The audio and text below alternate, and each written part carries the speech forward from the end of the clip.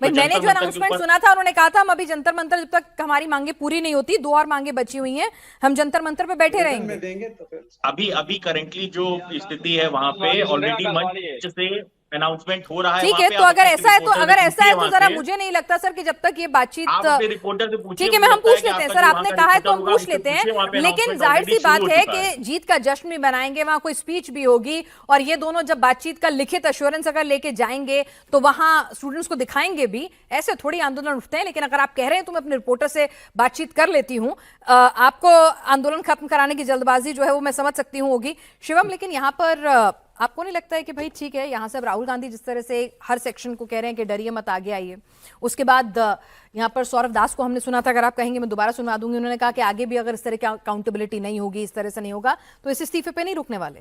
हाँ, इस्तीफा सबका लेंगे। हाँ, but that applies to all, right. और जब आप इस तरह की बातें करते हैं तो जाहिर है इस देश में लोकतांत्रिक सरकार है, और लोकतांत्रिक सरकारों में जब आप सेलेक्टिवली चीजों को रेस करेंगे तो जनता भी तय करेगी। मैं फिर से वही कहना चाहता हूं कि जब आप पेपर लीक की आज बात कर रहे हैं, भारतीय जनता पार्टी की केंद्र सरकार ने अपनी अकाउंटेबिलिटी को तय करते हुए चीजों को लेकर आगे बढ़ गया, लेकिन अगली बार कोई इस विषय पर जब बात करेगा और सिर्फ भाजपा से करेगा तो क्या बाकी की जनता ये देखेगी नहीं कि बाकी के राज्यों में जो स्थितियां हैं वहां क्या है, या फिर एग्जाम्पल बाकी के तमाम राज्यों में स्थितियां क्या चल रही है, या ट्रैक रिकॉर्ड क्या है, या किसानों को लेकर अगर बात होगी तो क्या यह बात नहीं होगी कि किसानों को लेकर भी आपको सिर्फ अगर भारतीय जनता पार्टी दिखाई दे रही है तो बाकियों के साथ क्या हुआ जरा जवाब दे दो।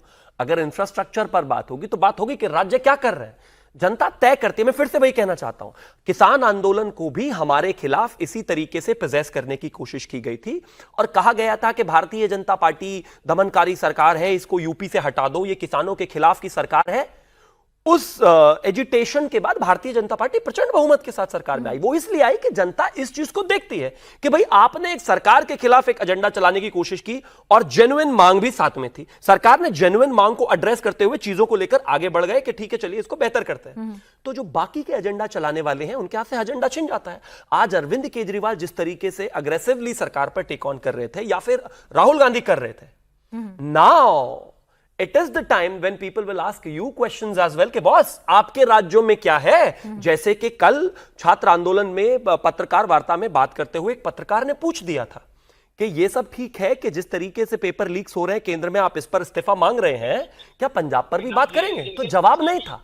अब सवाल तीखे होंगे, अब आप पब्लिक फ्रेटर्निटी में आएंगे। अब जैसे ही समाजवादी वाले बोले तो इनसे भी पूछा जाएगा कि एंटी कॉपी माफिया जो एक्ट था उसको हटा क्यों दिया था।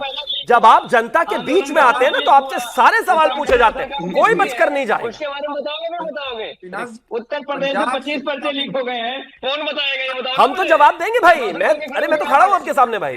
धर्मेंद्र यादव जी, यही तो वो कह रहे हैं कि जब आप मुद्दा उठाएंगे तो जरा अपना गिरेबान भी झांक के देख लेना चाहिए वो कितना पाक साफ है। वो यही तो कह रहे हैं कि आपको क्या लगता है? ठीक है, बैकफुट पर आए हैं, लेकिन फ्रंट फुट पे खेलने के लिए इन्होंने भी डेटा और रिसर्च पूरा तैयार कर लिया होगा ना। युवाओं ने फाड़ के बाहर कर दिया, इनके गिरेबान को युवाओं ने फाड़ के नंगा कर दिया। कमाल भाषा। अरे किसको फाड़ा है, क्या है, भूल जाते हो क्या भाई? यूनिवर्सिटी का पेपर अभी 5 साल भी पूरे नहीं हुए बेचारों को हारे हुए। नाराजगी मतलब इतना है, सुनो सुनो सुनो, एक खानदान में 4 बार मुख्यमंत्री बनने वाले लोगों के हाल ये है कि पिछले समय तो एक ऑल्टो में सांसद आ गए थे आपके।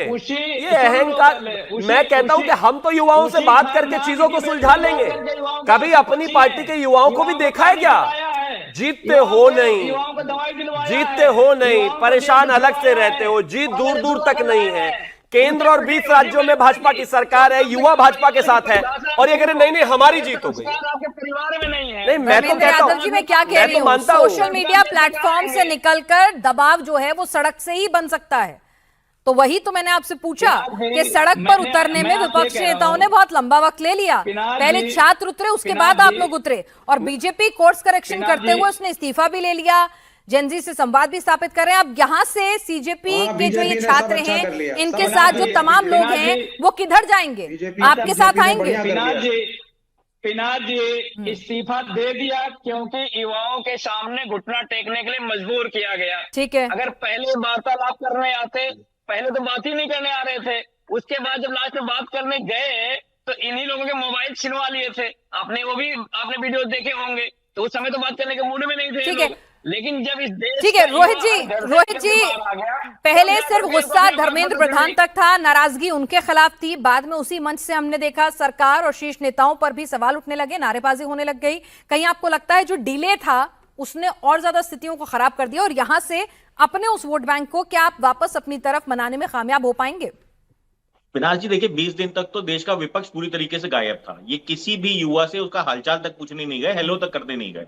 परंतु जब इन्होंने देखा कि 20 तारीख से संसद चलना है और इनके पास कोई मुद्दा नहीं था, तो एक दिन पहले वहां पे पहुंच जाते हैं और अपनी राजनीतिक रोटियां चमकाना शुरू कर देते हैं और मुद्दा ढूंढने की कोशिश करते हैं कि किस मुद्दे के ऊपर संसद के अंदर हम हंगामा करें और संसद के समय को हम बर्बाद करने का काम करें। उसके बाद किस तरीके से झूठ बोल के राहुल ठीक है। गांधी की हम अपने राष्ट्रीय अध्यक्ष का जन्मदिन मनाने जा रहे हैं, वहां पे भीड़ बटोरते हैं और प्रधानमंत्री का के आवास की तरफ बढ़ना शुरू कर देते हैं, देश की सिक्योरिटी एजेंसीज को सीधे तौर पे चैलेंज करने का काम करते हैं। जबकि चलिए, ये आंदोलन यहां खत्म हो रहा है, यहां से आगे कहां जा रहा है, किसके साथ खड़ा होता नजर आ रहा है, उस मंच पर कौन खड़ा हुआ नजर आएगा, और क्या ये आंदोलन खत्म होने के साथ साथ क्या इन छात्रों की नाराजगी दूर करने में बीजेपी पूरी तरह कामयाब हो पाएगी? तो सरकार क्या करेगी, विपक्ष क्या करेगा, अभी थोड़ा इंतजार और करना होगा। जो मीटिंग खत्म होगी उसके बाद क्या कुछ अनफोल्ड होता है, क्या ये लोग फैसला लेते हैं, लगातार हर खबर सबसे पहले आप इंडिया टीवी पर देख सकते हैं, हर अपडेट आप तक पहुंचाएंगे।